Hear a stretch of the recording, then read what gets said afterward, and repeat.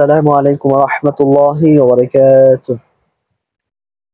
এর সর্বশেষ কিতাবে আজকে ক্লাসে আপনাদের সকলকে জানাই স্বাগতম। চলুন মূল আলোচনা শুরু করি। বিসমিল্লাহির রহমানির রহিম। সকলে স্ক্রিনের মধ্যে লক্ষ্য করুন, দেখবেন দেওয়া রয়েছে কলামু খালিদিন, অর্থ হলো খালেদের কলম।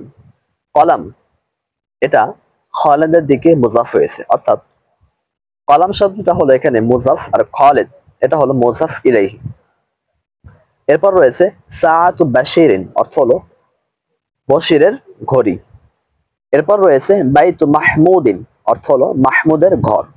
আমরা এখানে অনেকে একটা মিস্টেক করে থাকি, সেটা হলো আমরা এরকম অনুবাদ করে থাকি এখানে যে মাহমুদের ঘর, বাইতুল মানে হলো ঘর, কিন্তু আমরা এটা ভুলে যাই, আমরা অনুবাদ করে থাকি এরকম বাইতু মাহমুদিন, অর্থ হলো মাহমুদের বাড়ি।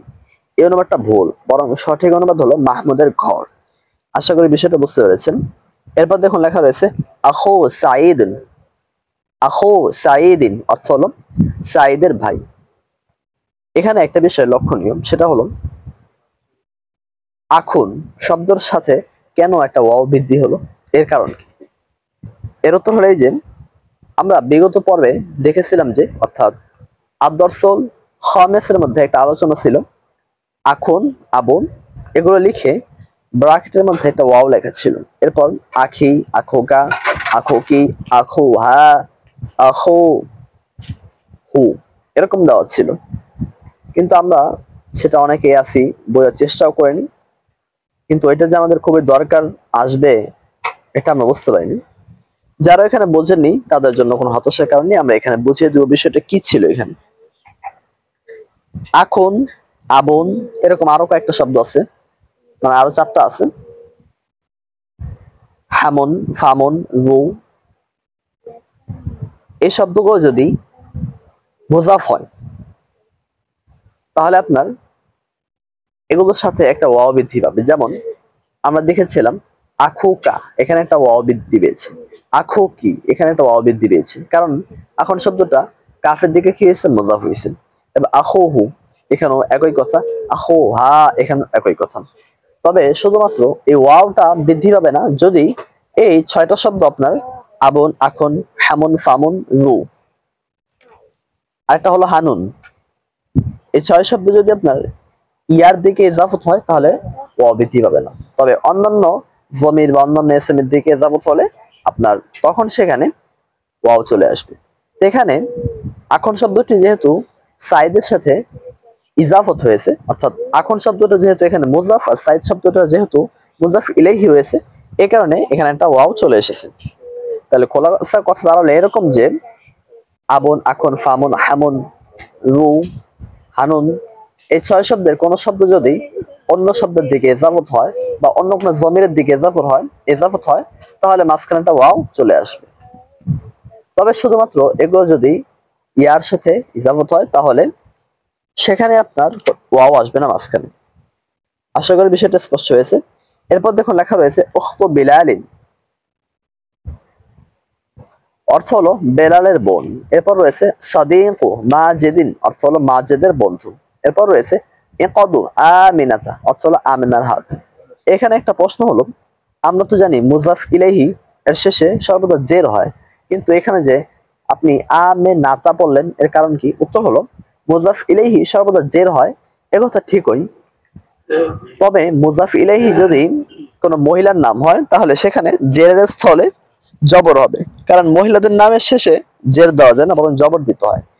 আমেনা এটি যেহেতু একজন মহিলার নাম, এ কারণে এখানে আমরা বলেছি ইকদু আমেনাতা, অর্থাৎ জের হওয়ার দরকার ছিল, তারপরে তাকে আমরা জবর দিয়ে করেছি, কারণ এখানে জের দেওয়া হবে না, মহিলাদের নামের শেষে জের হয় না। আশা করি বিষয়টা স্পষ্ট হয়েছে। এরপর দেখুন লেখা রয়েছে হাকিবাতু ফাতিমাতা, অর্থ হলো ফাতেমার ব্যাগ। এখানে ফাতেমা মুজাফ ইলাইহি হয়েছে, এটা যেহেতু মহিলার নাম তাই তার শেষে জের না দিয়ে জবর দেওয়া হয়েছে।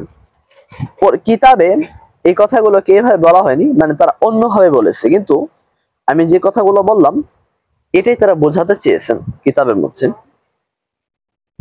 আমি এখন আপনাদেরকে ওই কিতাবের ভাষাগুলো বলতেছি না, কারণ কিতাবের ভাষাগুলো যদি আমি আপনাদেরকে এখন বলতে যাই তাহলে আপনাদের মাথায় চাপ পড়বে। এটা ছোট জামাতের ছাত্রদের জন্য উচিত হবে না আমার বলা, তাই আমি বলতেছি না।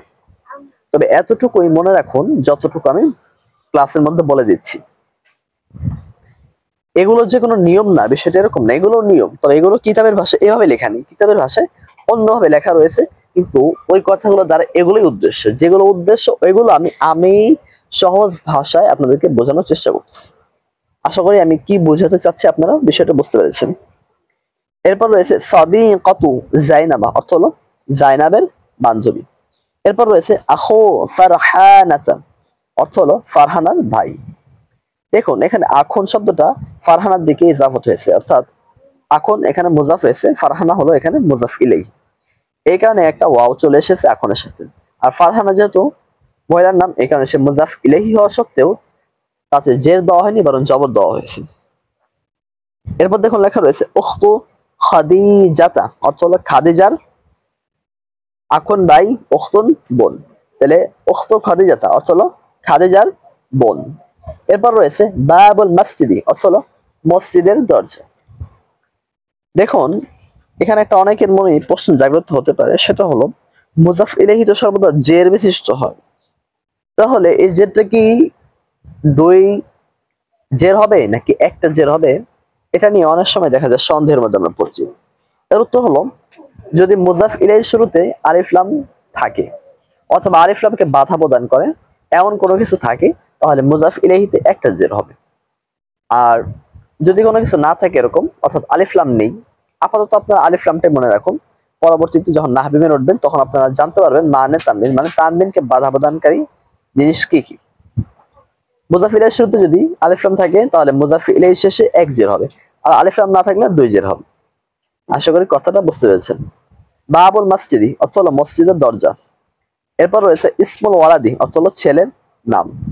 এরপর রয়েছে মিফতাহুল কুফলি, অর্থ হলো তালার চাবি। মিফতাহুন অর্থ হলো চাবি, আর আল কুফলু অর্থ হলো তালা। এখন এই দুই শব্দের মধ্যে যেহেতু ইজাফতের সম্পর্ক পাওয়া গেছে, এই কারণে অনুবাদের সময় আমরা অনুবাদ করেছি তালার চাবি, অর্থাৎ মাঝখানে একটা র এনেছি। আর আমরা তো বিগত পর্বে বলেছিলাম যে আপনার বাংলাতে আগে মুজাফ ইলাইহি আসে, এরপর মুজাফ আসে, আর আরবিতে বিষয়টা বিপরীত, অর্থাৎ আগে মুজাফ আসবে এরপর মুজাফ ইলাইহি আসবে। আর একটা প্রসিদ্ধ কায়দা হলো যে অনুবাদ শেষের থেকে করতে হয়, এই কারণে আমরা এখানে শেষের থেকে অনুবাদ করেছি। মিফতাহুল কুফলি অর্থ হলো তালার চাবি। আশা করি বিষয়টা বোঝাতে সক্ষম হয়েছি। এরপর রয়েছে মিসবাহুল গুরফাতি, অর্থ হলো কামরার বাতি। এখানে দেখুন কামরার বাতি, আগে আমরা কামরার অনুবাদ করেছি কারণ আরবিতে শেষের থেকে অনুবাদ করতে হয়। আর দুই শব্দের মধ্যে ইজাফতের সম্পর্ক থাকায় একটা র এসেছে অনুবাদের ক্ষেত্রে। আর মুজাফিলের শুরুতে আলিফ লাম আসায় এখানে একটা জের হয়েছে। আর মুআল্লিমুল মাদ্রাসাতি অর্থ হলো মাদ্রাসার শিক্ষক, এখানে কিন্তু মুজাফিলের শেষে একটা জের হয়েছে। আর মুজাফিলের শেষে যে দুইটা জের হয়েছে এর মিসাল হলো সাদিকু মাজিদিন, অর্থ হলো মাজিদের বন্ধু। তাহলে আজকের ক্লাস থেকে আমরা খোলাসা কথা মানে সার সংক্ষেপ এটাই বুঝতে পারলাম, মুজাফ ইলাইহি জের বিশিষ্ট, এটা দুই জের হতে পারে এক জেরও হতে পারে। মুজাফিলের শুরুতে আলিফ লাম থাকলে এক জের, আর মুজাফিলের শুরুতে আলিফ লাম না থাকলে দুই জের হবে। আর মহিলাদের নামের শেষে জের হয় না, কাজেই মহিলাদের নাম যদি মুজাফ ইলাইহি হয় তথাপিও সেখানে জের দেওয়া যাবে না, বরং জেরের স্থানে জবর দিয়ে পড়তে হবে। এটাই ছিল আমাদের আজকের ক্লাসের মূল আলোচনা। আশা করি আজকের ক্লাসে আমরা যে সমস্ত বিষয় নিয়ে আলোচনা করেছি তা আপনারা বুঝতে পেরেছেন। এরপর যদি কোথাও কোনো স্পষ্টতা থেকে যায় তাহলে অবশ্যই আপনারা তা আমাদেরকে কমেন্টে জানাবেন।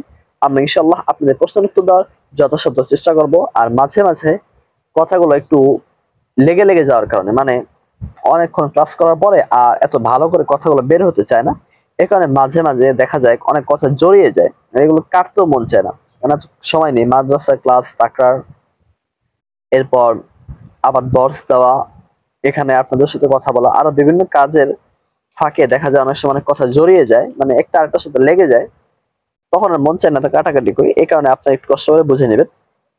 যাই হোক, আজকের মতো আমরা বিদায় নিচ্ছি। আসসালামু আলাইকুম ওয়া রাহমাতুল্লাহি ওয়া বারাকাতুহু।